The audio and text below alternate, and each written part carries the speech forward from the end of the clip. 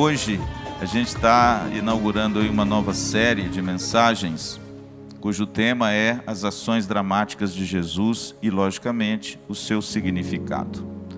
O pastor Luciano já disse que Jesus, à semelhança dos profetas, do Velho Testamento, ele se utilizou desse expediente, dessas ações dramáticas, para comunicar, para ilustrar e para enfatizar a sua mensagem. E Jesus, então, quando você lê os evangelhos, os 4 evangelhos, você vê que principalmente, nos evangelhos sinóticos, há algumas ações dramáticas de Jesus que têm um significado muito profundo. Determinadas circunstâncias, determinados lugares, Jesus se utilizou desse expediente. E às vezes, quando você lê o evangelho, você até levanta aquela pergunta assim, quer ver? Mas por que Jesus teve que fazer isso? Ele não precisava de fazer isso, mas ele fez. E a grande pergunta que às vezes fica na gente é o seguinte: mas por que ele fez? Qual o significado disso? Nós vamos discorrer um pouco e trazer também uma aplicação para a nossa vida.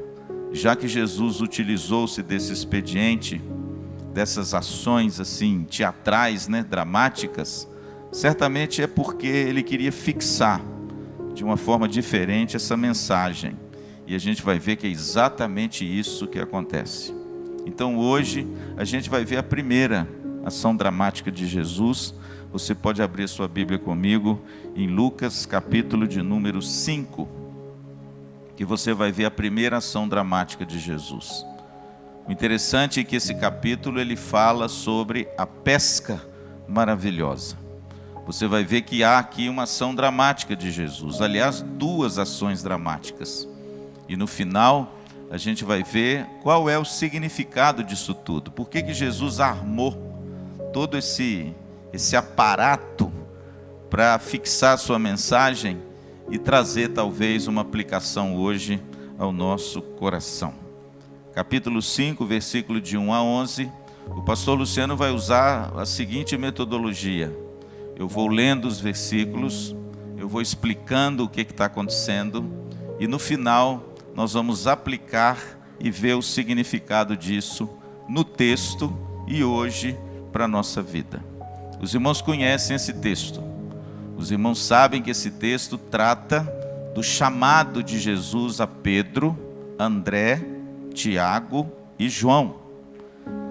Então, irmãos, nós vamos discorrer um pouco sobre esse chamado, porque ele tem uma mensagem muito bonita para mim e para você. Então, segue comigo a leitura. Em primeiro lugar, a gente vai ver o cenário. Pastor, onde se deu essa ação dramática de Jesus? Verso 1 e 2.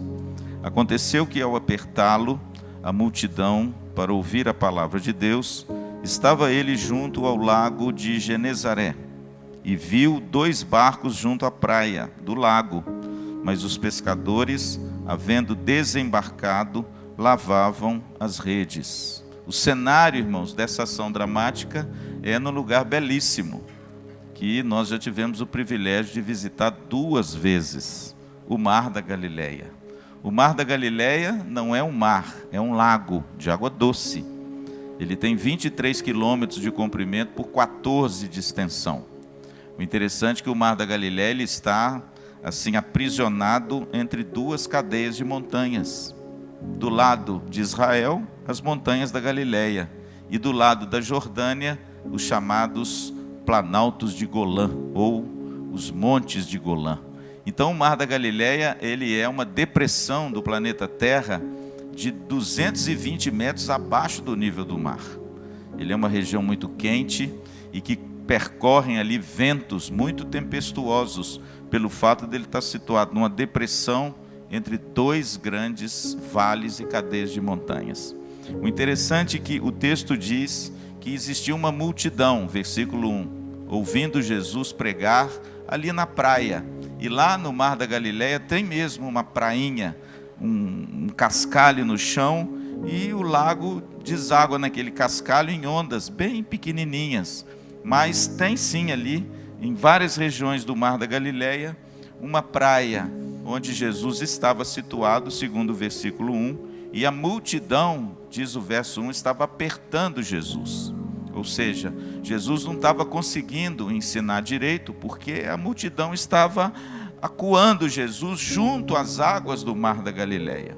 E o texto diz que Jesus então viu, verso 2, 2 barcos junto à praia. E os pescadores, logicamente, esses barcos já estavam ancorados e puxados para a areia, e esses pescadores então lavavam as suas redes.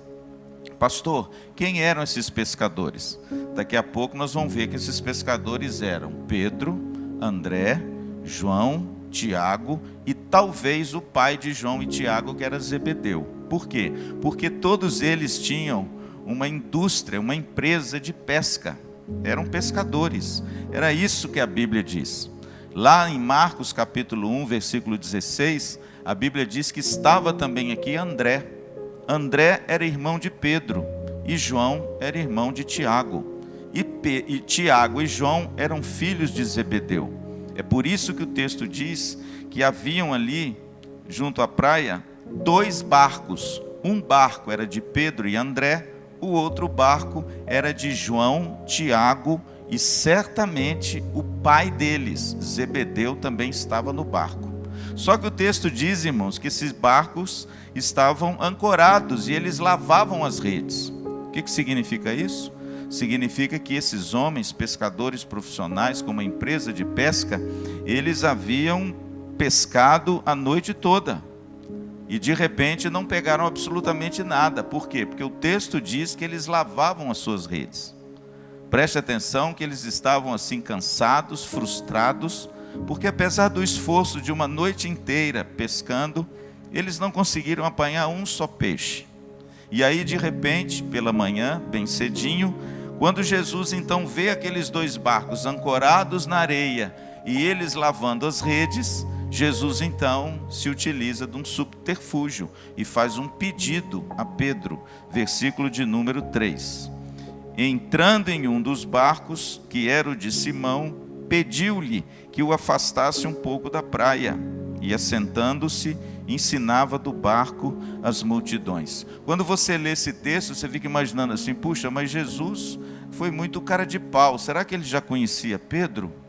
Porque ele entrou no barco, e depois ele pede a Pedro, para Pedro se afastar um pouco, ali daquela zona da praia, para que Jesus pudesse usar do barco como um púlpito. É isso. Jesus queria uma plataforma, um lugar onde ele pudesse pregar e ensinar aquelas multidões e eles ouvissem a sua voz. Por isso que ele pede a Pedro para que Pedro se afaste um pouco, para que haja um espaço e a sua voz possa chegar mais tranquilamente às multidões. Interessante que eu creio que Jesus já conhecia Pedro. Por quê? Porque momentos antes, no Evangelho de Marcos, diz que Jesus curou a sogra de Pedro. Então, certamente, Jesus já conhecia Pedro. Agora, Jesus ainda não tinha chamado Pedro para ser seu discípulo. Há uma diferença grande. Jesus já tinha algum conhecimento da família de Pedro, porque ele já tinha curado. Inclusive, se você virar um pouco a página da sua Bíblia, no capítulo 4, no versículo de número 38, você vai ver isso na sua Bíblia. Diz assim: deixando ele a sinagoga, foi para a casa de Simão. Ora, a casa de Simão achava-se enferma, a sogra de Simão achava-se enferma com febre muito alta, e rogaram-lhe por ela. Inclinando-se ele para ela, repreendeu a febre e esta a deixou, e logo se levantou, passando a servi-los. Isso está em Lucas 4, 38 e 39. Então eu fico pensando o seguinte: Jesus já conhecia Simão, porque ninguém entra num barco de uma pessoa desconhecida. Mas Pedro ainda não tinha sido chamado para ser um discípulo de Cristo. E no versículo 3, então, Jesus faz esse pedido a Pedro. Um pedido muito interessante, porque por várias passagens da Bíblia, Jesus entabula um diálogo ou algum milagre fazendo um pedido. Jesus usa sempre esse expediente, fazendo um pedido. Eu estou me lembrando agora da mulher samaritana, lembra? Jesus chega do lado do poço, tem uma mulher tirando água, e como é que ele começa o diálogo e inicia toda aquela narrativa linda? Você pode dar-me de beber? Ele faz um pedido. E aqui ele faz a mesma coisa com Pedro. O texto diz no verso 3 que ele pede a Pedro que se afaste um pouco da praia. Eu fico imaginando Simão cansado, a noite inteira pescando, o dia amanhecendo. Eu acho que Simão Pedro está louco para ir para casa. O que você acha? Eu acho que ele deve ter pensado assim: meu Deus, e agora? O que eu vou fazer? E aí, tudo bem, a Bíblia diz que Jesus entra no barco de Simão, ele afasta um pouco, e o texto diz que Jesus assenta no barco e ele passa a ensinar as multidões. E Pedro, não se esqueça que até aqui é Simão, né? Porque ele vai mudar o nome de Pedro lá na frente. Simão ouve o que Jesus está falando. Ele ouve o ensino de Jesus. E aí, após esse pedido, acontece algo inusitado. Jesus dá uma ordem para Pedro muito estranha. Versículo 4. Quando acabou de falar, disse a Simão: faze-te ao largo e lançai as vossas redes para pescar. Pedro deve ter levado um susto muito grande. Por quê? Eu acho que por duas razões. Primeiro, eles eram pescadores profissionais. Eles conheciam o mar da Galileia como ninguém. Eles já tinham pescado a noite toda. Eles já tinham jogado as suas redes em todos os lugares desse mar. Ele já tinha percorrido tudo aquilo que ele já conhecia para pescar. E o texto diz que eles não conseguiram pescar nada. E de repente, a ordem de Jesus parece ridícula e absurda, porque eles eram pescadores profissionais, conheciam aquele lago e não tiveram nenhum sucesso com a sua pesca. E eu acho também que parecia absurda, porque eles devem ter pensado assim: o que esse carpinteiro de Nazaré sabe de pesca para nos ensinar a nós? E você vê de repente que Pedro, quando Jesus dá essa ordem para Pedro, no versículo de número 4, no verso 5, veja bem, Pedro responde cheio de objeções. Ele vira para Jesus e diz assim: respondeu-lhe Simão: mestre, havendo trabalhado toda a noite, nada apanhamos. Ou seja, ele arrazoa com Jesus, ele debate com Jesus a sua experiência. E a palavra mestre aqui significa chefe, professor, significa alguém que tem uma autoridade para dar uma ordem, mas só isso. E o interessante é que Pedro arrazoa com Jesus, dizendo: olha, Senhor, mestre, o senhor não entende de pesca. Nós já pescamos a noite inteira. Nós já jogamos as nossas redes em todos os locais e nós não pegamos nada. O interessante é que ele debate com Jesus a sua jornada fracassada. E aos seus olhos tudo lhe parece uma grande perda de tempo. Eu não sei qual é a tradução na sua Bíblia, mas a palavra faze-te ao largo significa vá para o fundo. Vai para o fundo, ou seja, Jesus estava no barco de Pedro, ali bem pertinho da praia, quando ele ensinava para as multidões. Mas quando ele ordena Pedro a lançar a sua rede, ele diz para Pedro assim: Pedro, não lance a rede aqui, mas vai lá para o fundo. Eu fico imaginando, irmãos, como Pedro teve resistência com isso. Porque afinal de contas, depois de uma noite inteira de trabalho, julgando e recolhendo, julgando e recolhendo, julgando e recolhendo, e não pegando nada, e de repente ele agora tem que ir com o barco lá para o fundo, ou seja, lá para o meio do mar da Galileia. E deixa eu te dizer uma coisa interessante sobre isso.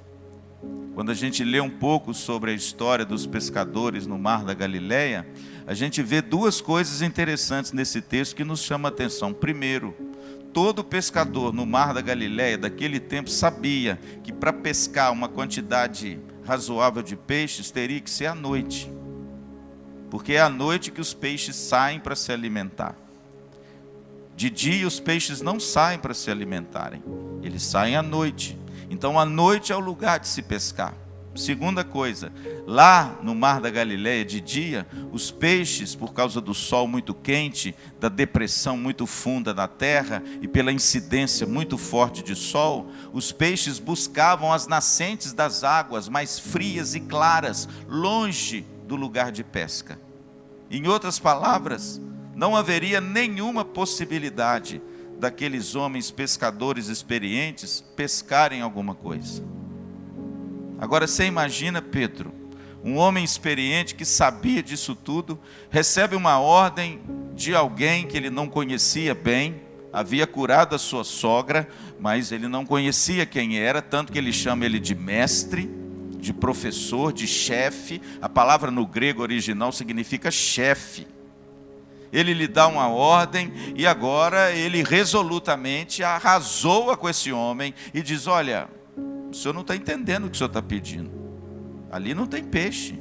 Nós já pescamos a noite inteira e agora de manhã é que não tem mesmo.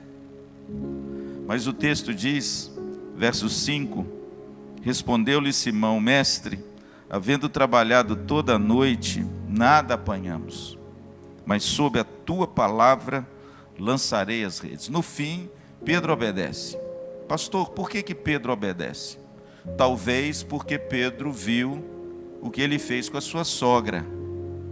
Talvez porque veio à memória de Pedro o seguinte: olha, ele entrou na minha casa e de uma forma tão gentil, ele tocou na minha sogra e a febre a deixou. Eu vou fazer o seguinte, eu vou confiar nessa palavra, eu vou levar o barco de novo lá para o meio do mar e vou lançar as redes. E aí, irmãos, o clímax da história é exatamente o versículo 6 e 7. Acontece o apogeu dessa narrativa e o texto diz o seguinte: isto fazendo, apanharam grande quantidade de peixes e rompiam-se-lhes as redes. Versículo 7, então fizeram sinais aos companheiros do outro barco. Agora você entende o que aconteceu. Quando Pedro joga a rede, havia tanto peixe, mas tanto peixe, que quando ele começa a trazer os peixes na rede, as redes primeiro se rompem. Por quê? Porque havia peixes em demasia. E o barco começa a se inclinar com o peso dos peixes. E ele então faz sinal para o outro barco. De quem era o outro barco? De João, Tiago e Zebedeu. E de repente, quando ele faz sinal para esse outro barco vai em socorro a Pedro. Para quê? Para dividir a carga dos peixes. Olha o que diz o texto. Verso 7, então fizeram sinais aos companheiros do outro barco para que fossem ajudá-los. E foram, e encheram ambos os barcos, a ponto de quase irem a pique. Eu dei uma pequena pesquisada essa semana de quanto é que um barco, à época de Jesus, de peso, ele caberia cheio de peixes. E sabe o que eu descobri? Que um barco naquela época pescava até 3 toneladas de peixes. Ele poderia, armazenar 3 toneladas de peixes. Então, eu posso imaginar que aquela pesca maravilhosa deve ter tido mais ou menos 6 toneladas de peixe preso naquelas redes. E quando eles chamam o outro barco, o texto diz que os 2 barcos se encheram. E ainda diz no final do verso 7 que quase foram a pique, ou seja, os barcos ficaram tão cheios que quase que os barcos afundam. É claro, meus irmãos, que para aqueles homens isso foi algo inusitado. Primeiro, eles nunca devem ter experimentado uma pesca como essa. Eles eram pescadores profissionais, eles tinham uma empresa de pesca.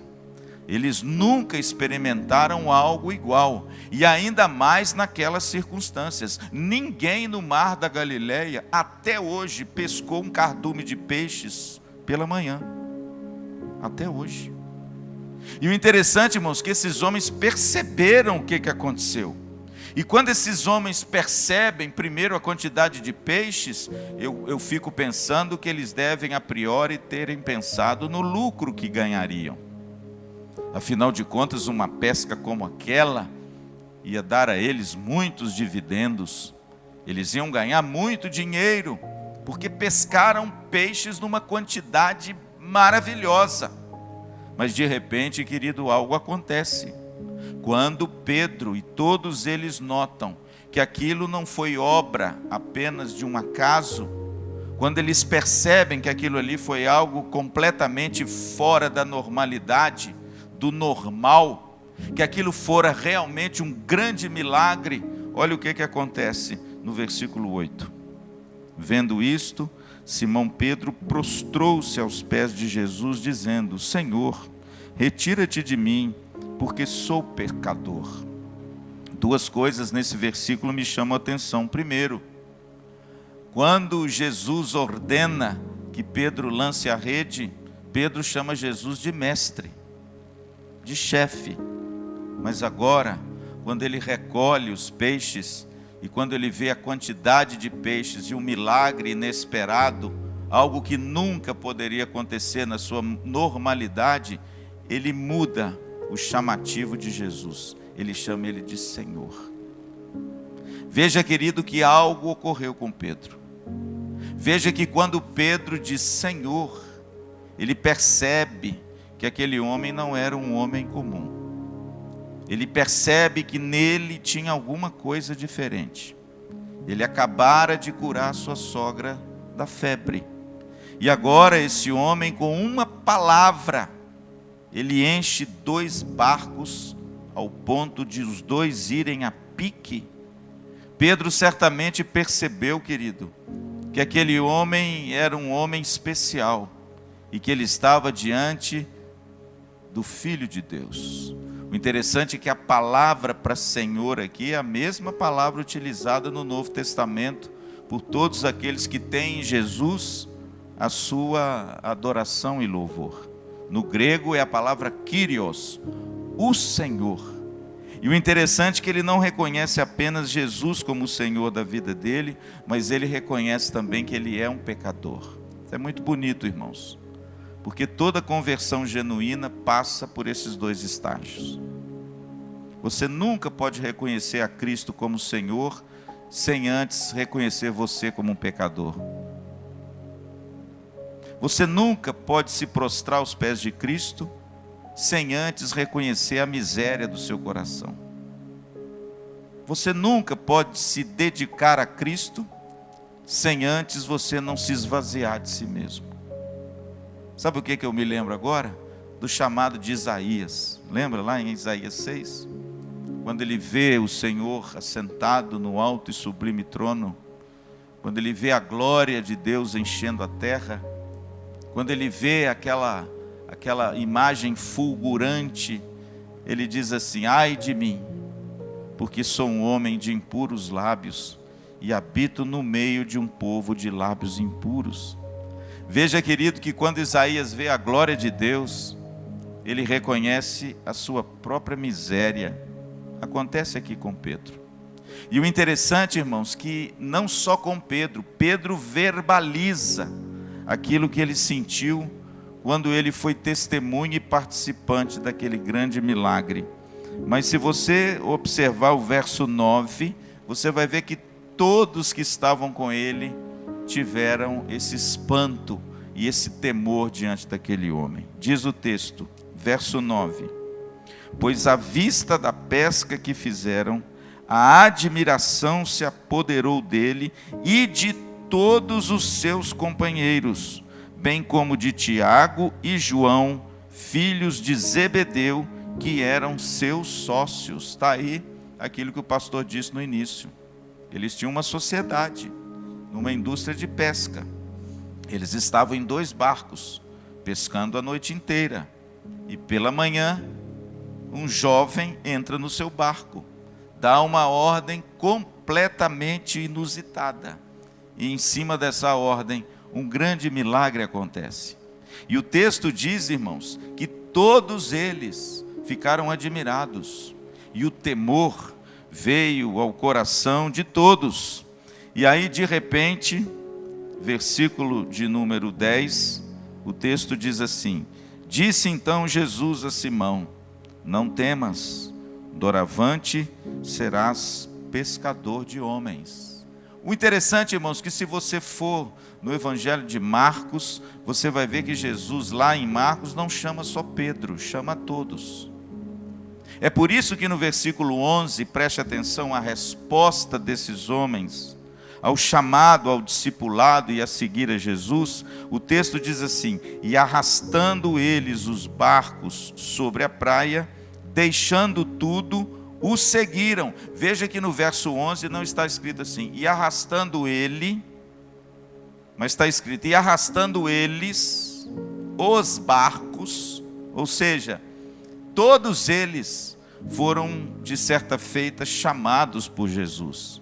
Mas Jesus foi específico a Pedro, aqui em Lucas, e chamou Pedro para ser um pescador de homens. O interessante, irmãos, que esse é a primeira ação dramática que Jesus fez no seu ministério. Pastor, qual é o drama, em primeiro lugar, dessa ação? O primeiro drama é Jesus se postar dentro do barco de Pedro.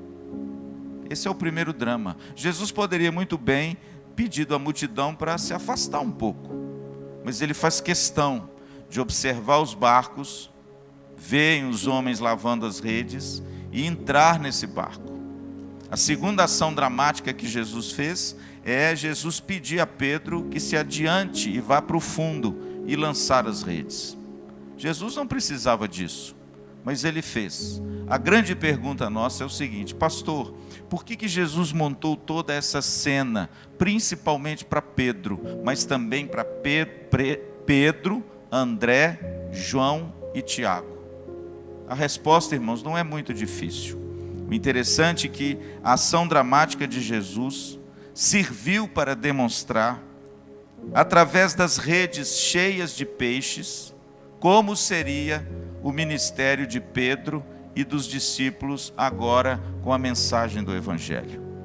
Aquilo ali foi algo que Jesus utilizou para imprimir no coração de Pedro aquilo que iria acontecer doravante, quando o próprio Pedro seria o líder do colégio apostólico, seria aquele que abriria as portas dos judeus ao Evangelho, mas que abriria também as portas dos gentios ao Evangelho, e que através dessa rede, que agora é a pregação da palavra, o ensino da palavra, Pedro seria um pescador, mas não agora de peixes, um pescador de homens.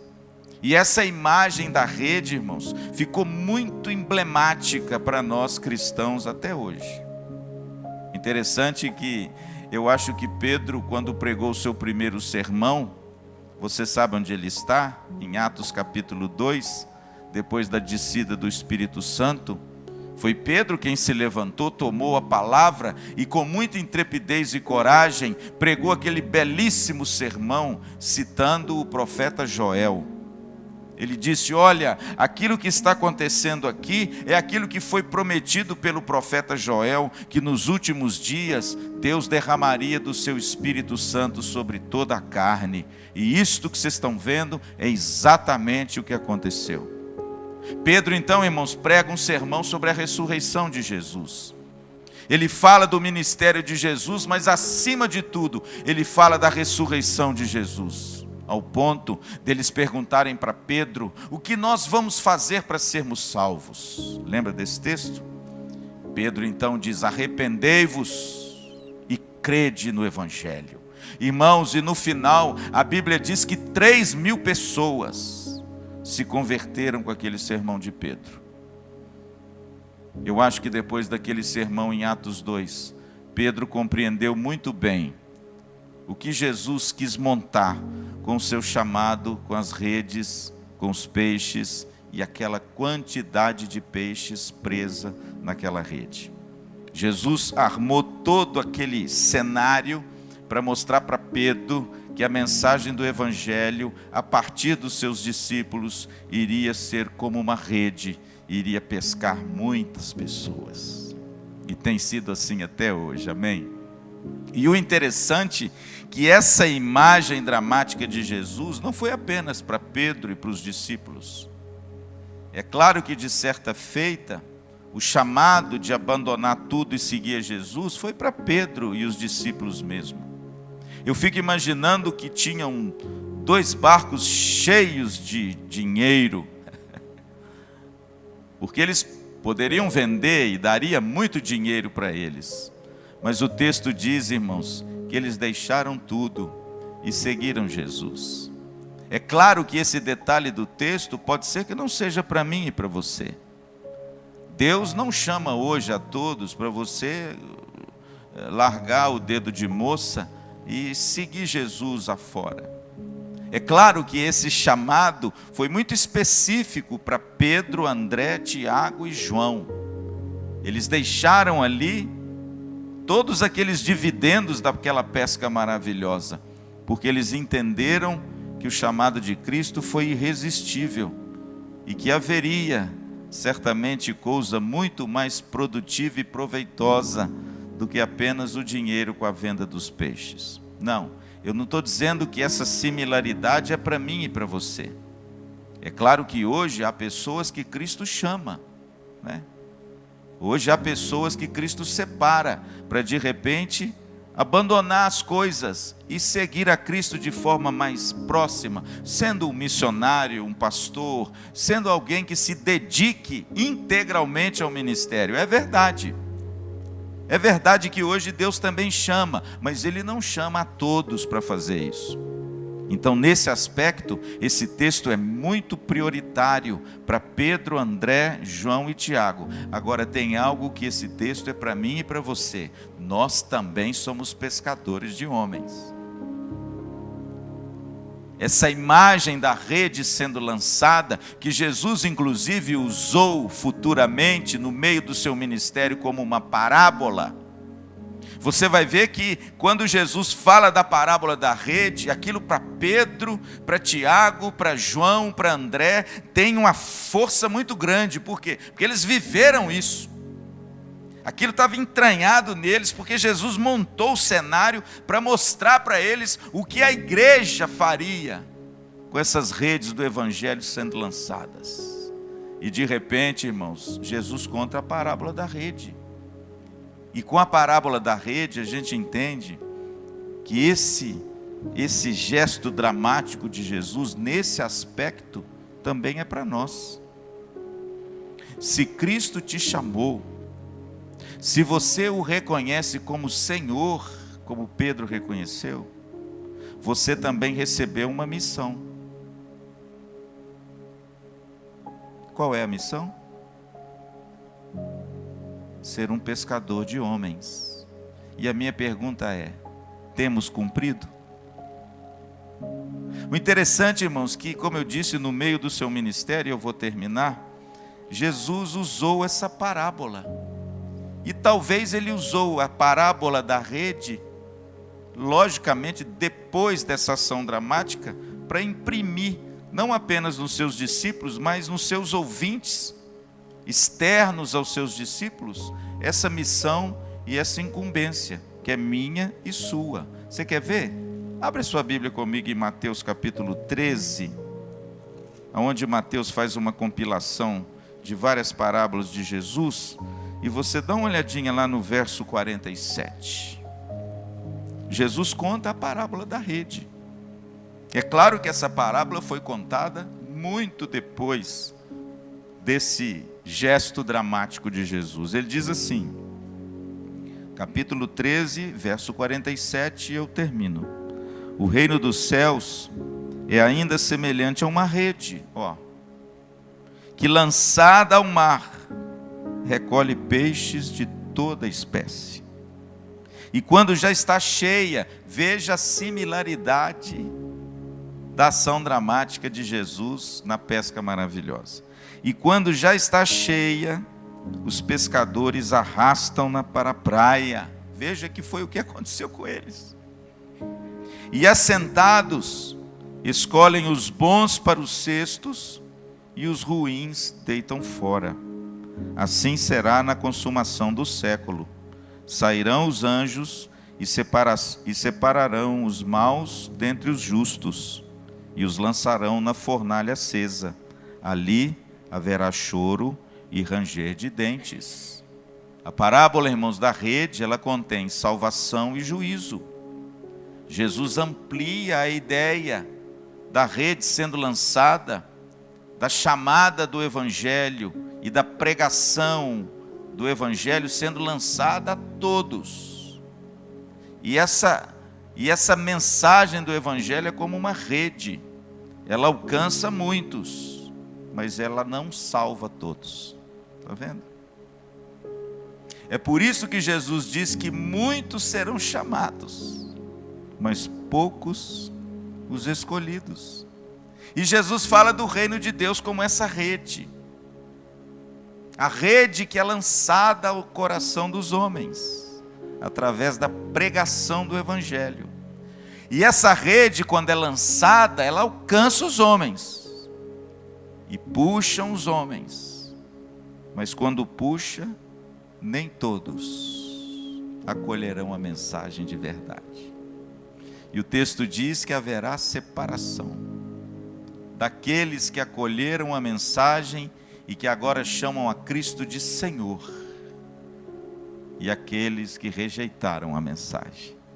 Jesus diz que ali na consumação, não é aqui, é na consumação haverá separação. Lembra que Jesus reitera essa imagem na parábola do joio e do trigo? Não é aqui que a gente vai separar, entende? Nós não somos juízes para separar. A Bíblia diz que o joio cresce junto com o trigo. E lá na consumação dos séculos é que haverá separação. E veja que Jesus introduz esse tema aqui também. Portanto, meus irmãos, eu acho que essa primeira ação dramática de Jesus também tem a ver com a gente.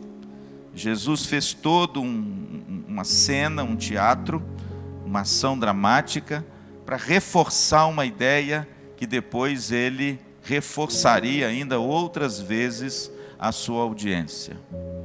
O reino de Deus é como uma rede lançada ao mar. E o reino de Deus, irmãos, é esse anúncio do Evangelho no coração dos homens. É por isso que nós precisamos pregar o Evangelho a toda criatura. É por isso que nós precisamos lançar as redes. Lancem as redes, porque haverá um dia que o Senhor vai julgar aquele que a rede foi eficaz, que pegou um peixe bom, e aquele que a rede não foi eficaz, que de repente rejeitou a mensagem de Jesus. Essa é a missão da igreja: lançar as redes, falar do amor de Deus, proclamar essa mensagem. E essa cena do chamado de Pedro nos instrui a essa grande responsabilidade. Amém? Que a igreja não fuja dela, que a igreja se esforce para que o nome de Cristo seja conhecido, aonde quer que Deus nos enviar, lançando as redes ao mar. E certamente aqueles que são do Senhor, essa rede vai alcançar. Amém? Isso é uma missão minha e sua, aonde Deus te enviar. Amém?